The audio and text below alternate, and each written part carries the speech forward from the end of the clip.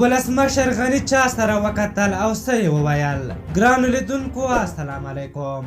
ولسمشر غني د ولسي جرګې له اداري هیات، پارلماني ګروپونو او د کمیسیونونو له مشرانو سره کتلي دي. د معلوماتو له مخې په دې کتنه کې د درې ګونو قواو ترمنځ په لا همغږۍ ټینګار شوی دی او له ولسي جرګې غوښتل شوي چې د قانون په چوکاټ کې د چارواکو پر کړنو خپل نظارت ته ادامه ورکړي. په دې جوړه شوې ناسته کې ولسمشر په ټینګار سره وویل د خلکو ستونزو ته د پر وخت رسیدګۍ په موخه هیڅ وزیر او د خپلواکو ادارو مسؤلین له وکیلانو سره د لیدنو مهال ویش نشي بدلولی. هغه زیاته کړه د ولسي جرګې او مشرانو جرګې له کمیسیونونو سره به د منظم مهال ویش له مخې کاري او دوامدارې غونډې ترتیب شي. دغه راز ولسمشر غني یو وړاندیز هم کړی دی چې د ولسي جرګې د استازو او وزیرانو غونډې دې ثبت شي تر څو ټولو ته واضح شي چې هلته شخصي نه بلکې ملي مسایل مطرح کیږي. هغه زیاته کړه وزارتونه او ادارې باید وزارت محوره او اداره محوره شي.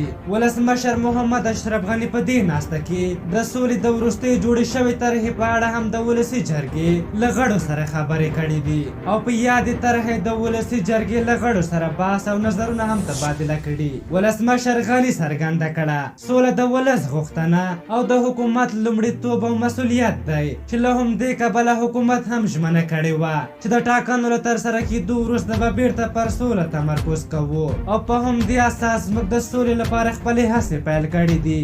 ولسمشر د مشارکت او مشورې ارزښت ته په کتو وویل د حکومت د سولې مسوده به د لا بډاینې او په سند د بدلیدو لپاره د ولسي جرګې او مشرانو جرګې له استازو سره شریکه شي. هغه زیاته کړه ماحول بدل شوی، جمهوریت خپله بقا او دوام تثبیت کړی او په دې برخه کې هیڅ ډول شک او ابهام وجود نه لري. دوی یادولو ده چې د سولې لپاره به نوې تګلاره هم د یوې جرګې له لارې وړاندې شي چې شاوخوا 15 سیمه ییزو ګاونډیو هیوادونو د استازو سره به د افغانستان د مدني ټولنو استازي، قومي مخور، افغان سیاستوال، د سولې کارپوهان، ځوانان او ښځې به پکې ګډون کوي او د سولې لپاره به لار ولټوي. د ولسمشر له دغه کړنو څخه هدف د سولې لپاره یوه نړیواله او داخلي اجماع پیدا کول دي. په هر حال تاسو د ولسمشر غني د خبرو په هکله څه نظر لرئ؟ خپل نظرونه مو راته په کومنټ کې ولیکئ. که زموږ ویډیو مو خوښه شوې وي ضروري لایک کړئ. تر بلې ویډیو مو په لویو بخښونکي خدای سپارم. د الله په امان.